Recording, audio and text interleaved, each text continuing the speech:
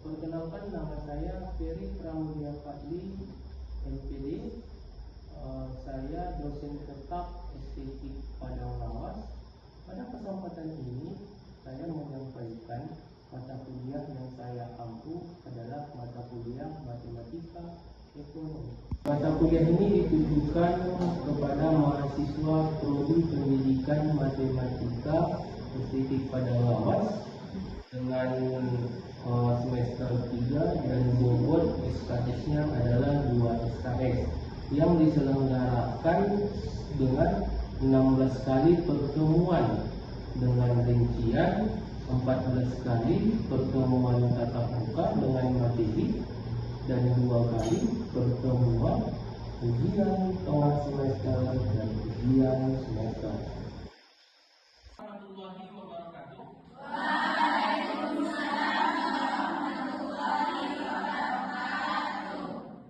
Bagaimana kabarnya pada pagi hari ini? Alhamdulillah. Siap dengan pembelajaran untuk pada pagi hari ini? Siap. Oke, kalau begitu untuk pada pagi hari ini kita masuk kepada mata kuliah Matematika Ekonomi. Yang mana yang kita bahas tentang matematika ekonomi itu adalah baris dan deret. Di mana penerapannya itu nanti ke dalam ekonomi itu adalah model perkembangan modal usaha. Oke? Nanti saya sedikit cerita, memberikan sedikit gambaran terkait nanti bagaimana kegiatan proses pembelajaran kita. Di mana nanti kita harus mengetahui dulu apa yang dikatakan dengan baris dan deret aritmatika. Barulah kita bisa nanti menerapkan model perkembangan usaha dalam matematika ekonominya. Oke, kita masuk kepada baris aritmatika. Kalau kita berbicara yang namanya baris aritmatika, pernah belajar baris aritmatika? Oke. Kalian sudah pernah belajar baris aritmatika. Di mana itu kalian belajarnya? Ketika SMP, SMA. Berarti kalau masih ketika SMP atau SMA, mungkin yang SMA mungkin masih pengingatannya masih bagus lagi, ya kan? Oke, kalau kita bicara yang namanya baris aritmatika, oke, saya buat ada contoh soal di situ. Oke, contoh dari suatu baris aritmatika. Baris aritmatika di situ ada contohnya itu adalah 2, 4, 6, 8 atau 1, 5, 3, 9 dan 11. Ada di situ contoh dari baris aritmatika. Berdasarkan contoh itu, bisa nggak kita menentukan apa definisi dari baris aritmatika? Bisa. Oke, kalau bisa boleh bantu saya. Apa definisi dari baris aritmatika itu? Himpunan bilangan yang membentuk pola atau aturan tertentu yang selisih antara sukunya selalu sama atau terpapat. Oke, kita dulu sekarang. Apa itu definisi dari baris aritmatika? Oh ya, silakan kepada sekali. Himpunan bilangan yang membentuk pola atau aturan tertentu yang selisih antara sukunya selalu sama atau terpapat. Oke, himpunan bilangan yang membentuk pola atau aturan tertentu yang selisih antar sukunya selalu sama. Oke, kita tengok dari contohnya yang di sini. Ini ada contohnya. Ini merupakan himpunan.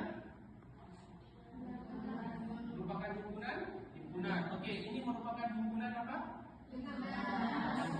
Oke, ini benar. Ini merupakan himpunan ganjil. Oke, ganjil.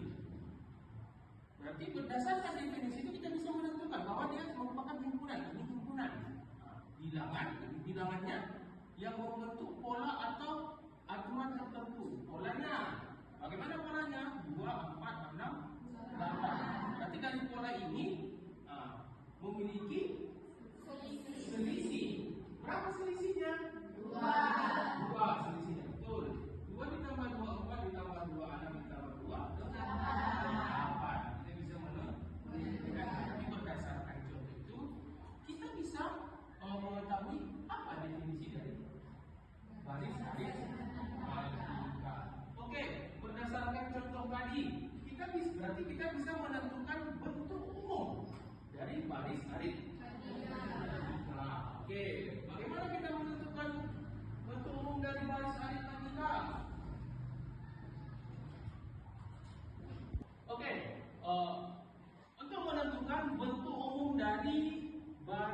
aritmatika berdasarkan contoh yang kita buat tadi. Apa bentuk umumnya? Ya, pada saudara dapat. Bentuknya membentuk SN sama dengan U1 tambah U2 sampai UN kurang 1 tambah UN. Ya. Oke, berarti kita bisa menentukannya itu berdasarkan dari SN sama dengan U1 ditambah U2 ditambah U3 sampai dengan UN dikurang 1, yang mana SN itu adalah suku ke N. Berapa jumlah suku yang kita dapatkan? Oke, kalau kita tengok di situ suku pertama pada untuk bilangan genap. Suku pertamanya adalah 2, suku keduanya 4, suku ketiganya 6, dan suku keempatnya adalah 8. Makanya berdasarkan itu kalau bisa kita menentukan bahwasanya rumusan dari baris aritmatika adalah UN sama dengan A ditambah N kurang 1 dikali beda. Oke, di situ kita bisa menentukan A itu merupakan apa? Suku pertama. Baru N dikurang 1 itu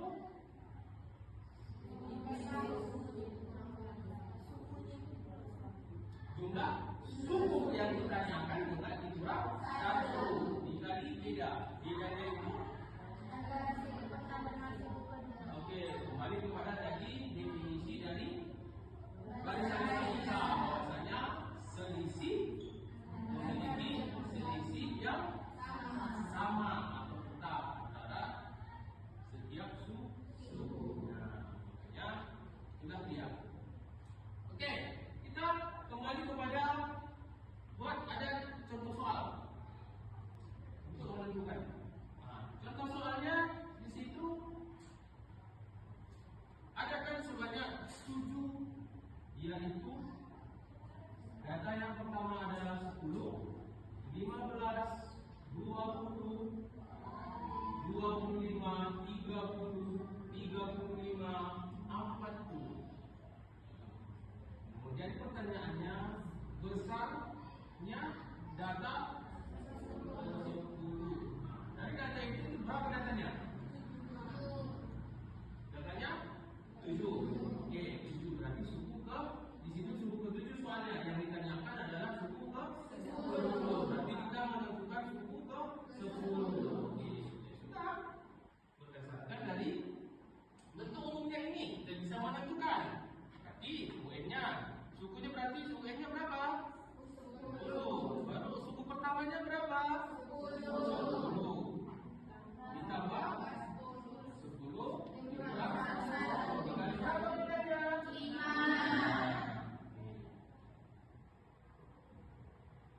Jadi 10 ditambah 9 dengan 5.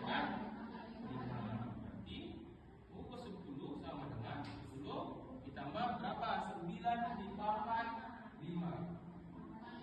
Berapa? 45.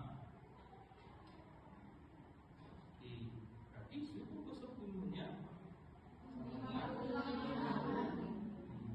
oke, kita menentukan di situ bahwasanya suku ke-10-nya adalah 55 berdasarkan soal yang tadi, yang ini. Bisa nggak kita buktikan itu? Bisa. Oke, berarti tadi kalau kita dari soalnya tadi itu dari suku ke-7. Berarti kalau kita lanjut itu suku ke-8. Berapa? 5. Suku ke-9. Suku ke-10. Jadi berdasarkan rumus bentuk umum baris aritmatika itu bahwasanya UN sama dengan A ditambah N kurang 1 kali beda. Oke, sampai di situ mengerti? Baris aritmatika. Oke. Kita tadi sudah mengetahui bagaimana baris dan deret aritmatika. Kita masuk ke dalam bagaimana penerapannya dalam model perkembangan sesama. Kita tengok contoh kasus. Ada sebuah contoh kasus model perkembangan usaha. Contoh kasusnya adalah sebuah perusahaan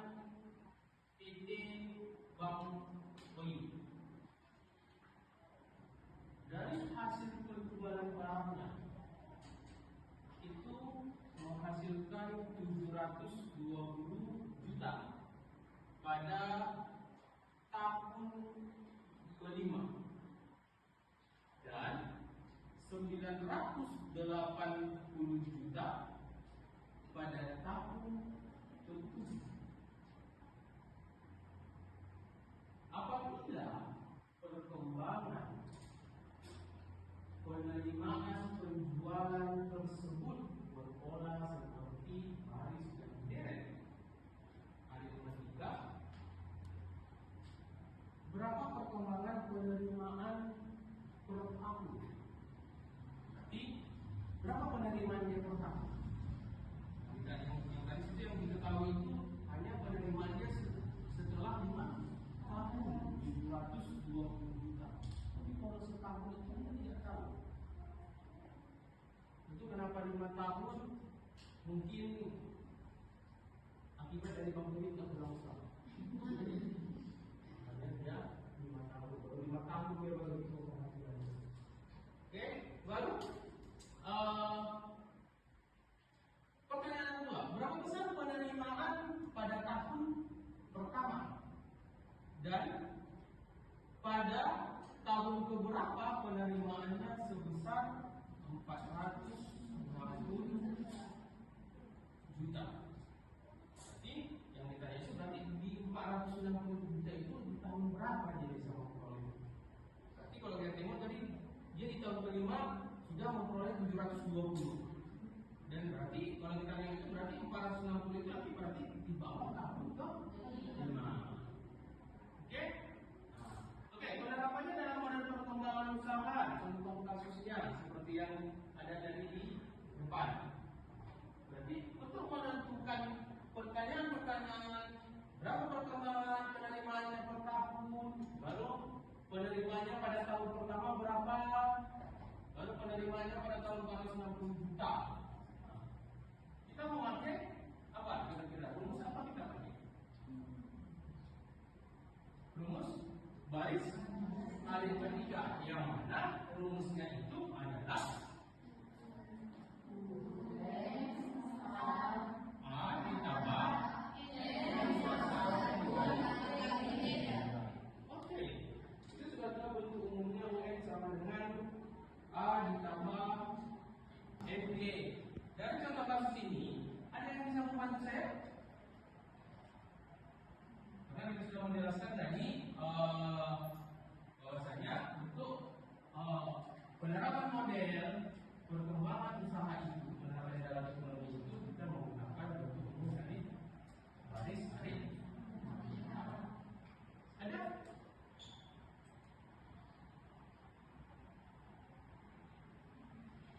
Ya, ayo silakan.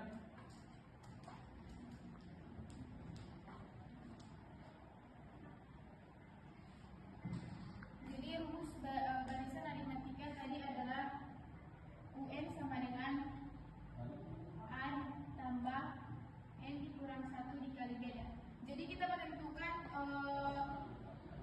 tahun pada tahun ke-5. Kita menentukan tahun ke-5 dulu. Berarti U5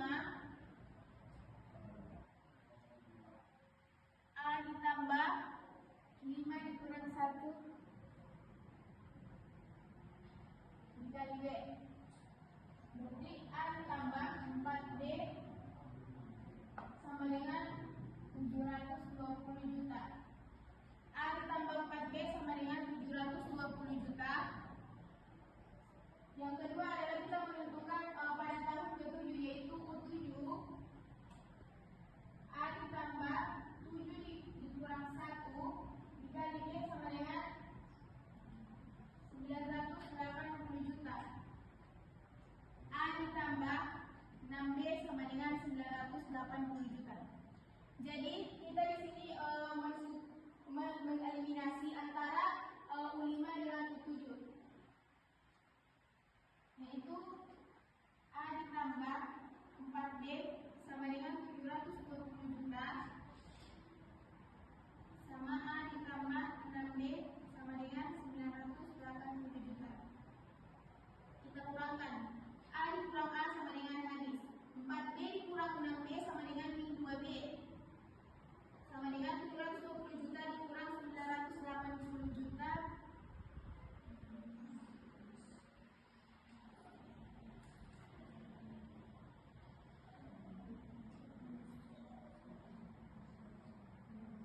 juta yaitu minus 260 juta. D sama dengan minus 260 juta per min 2 sama dengan minus 260 juta dibagi min 2 sama dengan 130. Jadi B-nya adalah 130. Jadi kita jadi di sini perkembangan penerimaan yang pertama yaitu 130 juta. Jadi di sini kita mencari berapa besar penerimaan pada tahun pertama. Ya, pada tahun pertama. Jadi kita mengambil antara persamaan pertama atau persamaan kedua. Jadi yang paling kecil nilainya yang kita ambil berarti persamaan pertama yaitu A ditambah 4B sama dengan 720 juta. A ditambah 4, B-nya tadi 130 juta sama dengan 720 juta. A ditambah 4 dikali 130 juta 520 juta sama dengan 720 juta. A sama dengan 720 juta dikurang 520 juta sama dengan 200 juta. Berarti penerimaan pada tahun pertama itu ada 200 juta. Terus sekarang kita mencari pada tahun keberapa penerimaannya sebesar 400. Jadi supaya kita mendapatkan pada tahun keberapa penerimaan 160 juta. Jadi 130 ini kita pindahkan ke sini supaya kita dapat jumlahnya berapa. Berarti 70 juta ditambah 130 juta sama dengan 460 juta. 130 sama dengan 460 juta dikurang 70 juta. 130 sama dengan 460 juta dikurang 70 juta sama dengan 390 juta. N sama dengan 390 juta per 130 N. 130 N sama dengan 360 juta dibagi 130 3. Jadi pada tahun keberapa penerimaan sebesar 460 juta yaitu pada tahun ketiga. Terima kasih.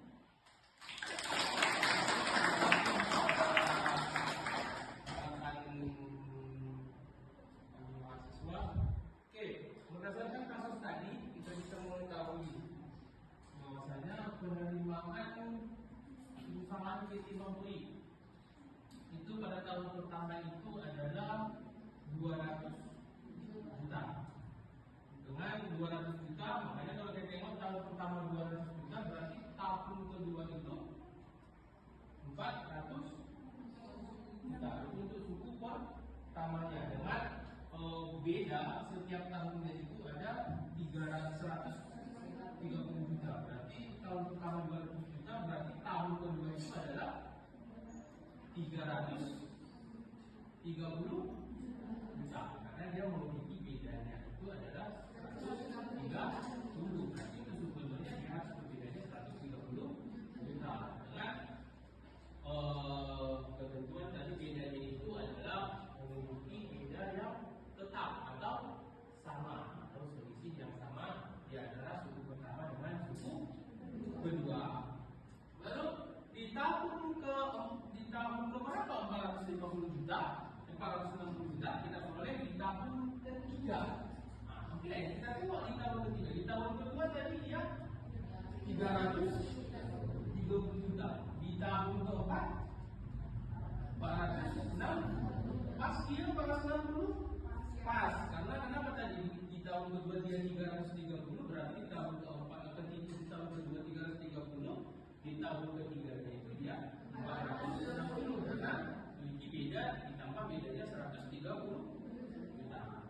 Oke. Dari pembelajaran baris dan deret aritmatika dan penerapannya terhadap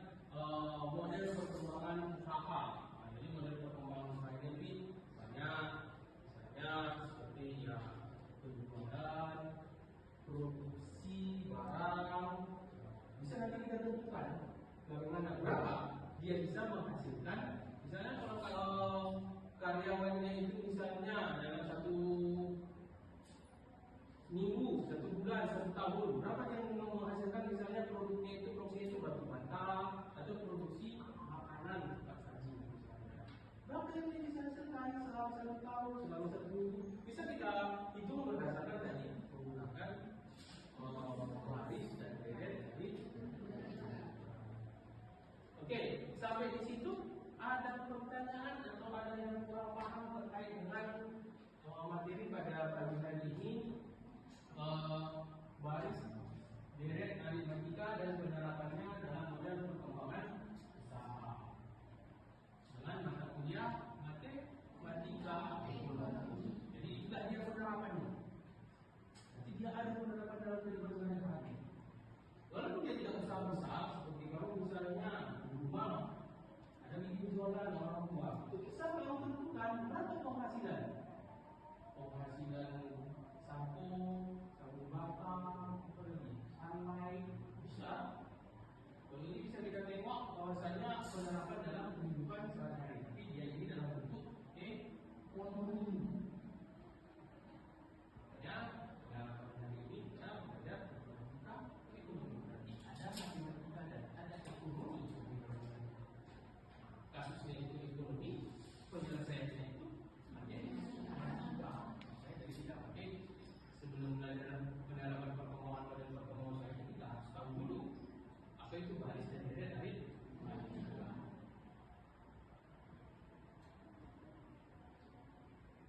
Oke, ada? Tidak ada? Kalau tidak ada mungkin cukup pembelajarannya pada pagi hari ini.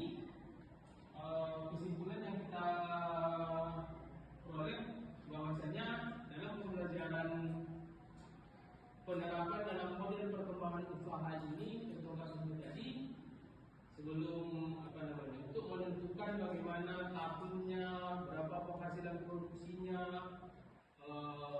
apalagi pada tahun keberapa penghasilannya misalnya 460 juta, itu bisa menggunakan tadi bentuk umum dari baris aritmatika.